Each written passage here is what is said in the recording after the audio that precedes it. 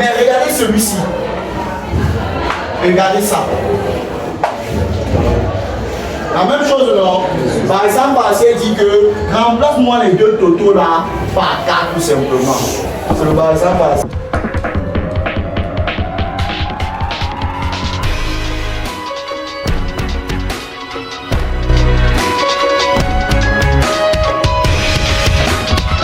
Donc, tout à l'heure on a dit que pour montrer que 3 points sont alignés, 3 points j'ai pris maintenant AG égale, c'est l'exercice de votre ami. Vous devez écrire soit le vecteur AG en fonction du vecteur AK, soit le vecteur, je ne sais pas quoi, GK en fonction du vecteur GA et ainsi de suite. Nous allons écrire AG en fonction de AK. C'est ce que nous allons faire. On va passer par le par exemple partiel. Pourquoi? Regardez, G ici est composé de 3 lettres. Mais K, il faut qu'on le mette sous forme de par exemple pour utiliser le par exemple partiel.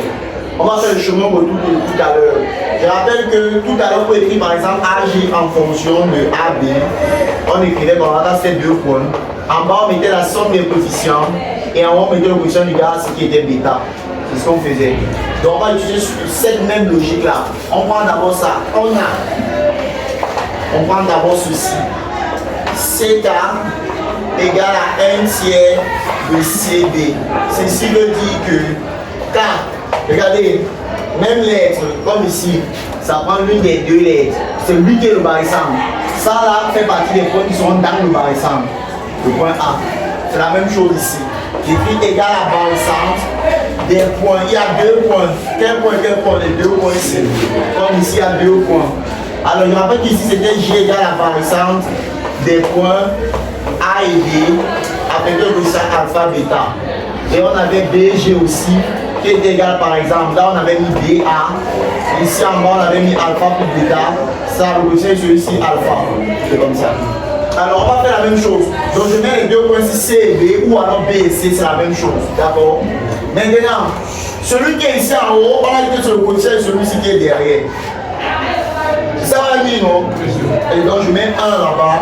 C'est dans la case de B que je mets 1. Mais attention, ici c'est alpha. Je me souviens de l'équation. Alpha plus 1 doit être égal au dénominateur. C'est ça, non? Égal à 3. Ceci veut dire que alpha est égal à 3 moins 1 qui est égal à 2. Donc finalement, vous aviez K égal à barycentre, il faut mettre bas. K égale à barycentre des points C et B. Avec le coefficient alpha c'est 2, bêta c'est 1. Ça va? Et on rappelle G.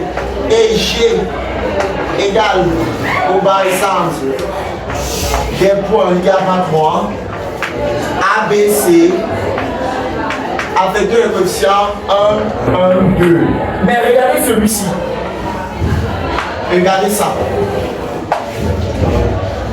La même chose là, par exemple, partiel dit que remplace-moi les 2 totaux là par 4 tout simplement. C'est le par exemple partiel. D'après le par exemple partiel, d'après le par exemple partiel, on a 2 points. J'écris G égale barycentre. Le point qui ne sera pas parmi celui-ci, les 2 ici, c'est K. Donc là, je mets K derrière par exemple. Je prends la somme des coefficients 3 et puis je remets A1. Pour celles qui ne comprennent pas par exemple, parce que je viens même déjà de l'utiliser. Et une fois que j'ai fait cela, dans le cours, pour que les points ici soient alignés, il faut écrire AG en fonction de AK. Il reste seulement à faire ça. Mais quand on a par exemple, on prend l'un des points AG. Je me rappelle avant tout à l'heure que j'avais écrit G égale par exemple des points A et B avec le coefficient alpha bêta. Dans ce cas, Philippe a commencé avec A. Il disait que AG c'est, je mettais AB, les 2 totaux là.